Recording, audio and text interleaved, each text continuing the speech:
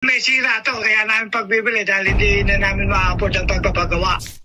Ano po bang paglilingkod ko sa inyo? Nakita ko tong note mo, sabi mo, bumibili ka ng bahay. Balak namin pagbili, kaya lang, naghahanap pa kami ng malilipatan. Very flexible naman po kami sa possession date. Magkano nyo po gusto ibenta tong bahay nyo na to? Gusto ko sana 150. 1988 ko binili to. Ito kaunahan namin bahay. Sa ngayon, may sira to, kaya namin pagbibili dahil hindi na namin ma-afford ang pagpapagawa. Itong bubong ko, medyo nag-cave in, tumutulo na. Kada tulo, nasira niya yung washroom at saka sa kwarto. Kung mga bintana, nilagyan ko ng mga plastic sa labas kasi medyo may mga crack na. 2 bedroom, isa sa baba, full basement. So, hindi pa kayo nakakahanap ng apartment? Oo, naghahanap pa lang kami ngayon. Tito, tanong ko po, yung 150, negotiable pa po ba yun? Oo, negotiable yun. I'm assuming, Tito, wala na kayong mortgage dito? Yun ang problema, meron nga, mga 105 pa. Okay. Kailan po ito pwedeng mabisita para matignan ko po? Weekend lang. Anong oras po kayo pwede tomorrow? Kahit anong oras.